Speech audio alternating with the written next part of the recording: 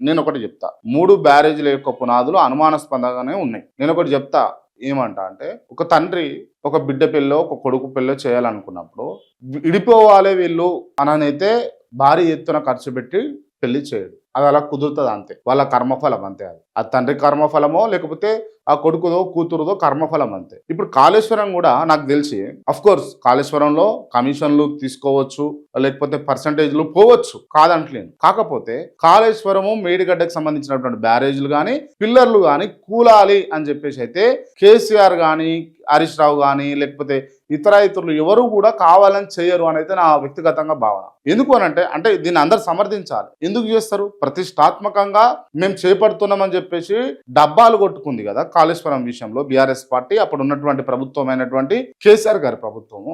ప్రతిష్టాత్మకంగా తీసుకున్నటువంటి కాళేశ్వరాన్ని ఎందుకు కూలగొడతారు? వాళ్ళ చేతులతోటి కావాలని ఎందుకు తక్కువ క్వాలిటీ తోటి కట్టడాలు కడతారు? నో. బట్ అలా జరిగింది. అందులో జరగడం వల్లనే ఇప్పుడు లోపాలు బయటకు వస్తున్నాయి. అంటే కమిషన్లు తీసుకొని కమిషన్ల కోసము లేకపోతే పర్సంటేజ్ల కోసం కక్కుర్తి బట్టి ఇట్లా చేసి రానన్న అంశాల పరంగా ఒకవేళ ఆధారం ఉంటే అవి సమర్పించి వాళ్ళను దోషులుగా చిత్రీకరిస్తూ లేకపోతే దోషులుగా అని నిరూపిస్తూ వాళ్ళని జైలుకు పంపండి, తప్పులేదు. కానీ నిరాధారమైనటువంటి అంశాలను పైకి తీసుకొస్తూ ఇది నీటి మీద బుడగలు లెక్క ఈ అంశాన్ని చేయకుండి అని అన్నది నేనైతే స్పష్టం చేస్తాను. రైట్, మీరు చేయాల్సింది ఏంటంటే, నిజంగా అవకతవకలు జరిగితే హరీష్ రావు ఎంత తీసుకున్నాడు, కేసీఆర్ ఇంటికి ఎంత పోయింది, ఎన్ని కోట్లు తీసుకున్నారు, ఎన్ని వందల కోట్లు తీసుకున్నారు, ఎవరు ఇచ్చారు, ఎంత ఇచ్చారు, ఎప్పుడు ఇచ్చారు, ఏ కాలంలో ఇచ్చారు, క్యాష్ రూపంలో ఇచ్చిరా, చెక్ రూపంలో ఇచ్చిరా, చెక్ రూపంలో ఇచ్చిరా లేకపోతే ఆన్లైన్ ట్రాన్సాక్షన్ చేసిర్రా, అసలు ఎట్లా జరిగింది, క్యాష్ ఇస్తే ఎంత క్యాష్ ఇచ్చారు, ఎక్కడిచ్చారు, ఇవన్నీ లెక్కలతోటి మీరు ఆధారాలతోటి మీరు సమర్పిస్తే ఒక కమిషన్ ఏర్పాటు చేసుకున్నందుకు పూర్తి వివరాలతో మీరు అందిస్తే, మీరు అవునన్నా కాదన్నా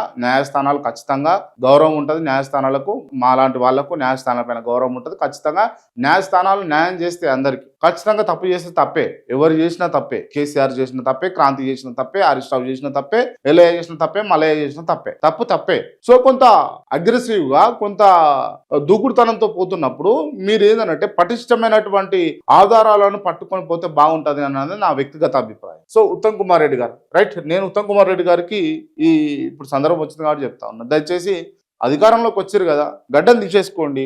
బాలేదు, ఇట్లా స్మార్ట్గా ఉన్నారు మీరు,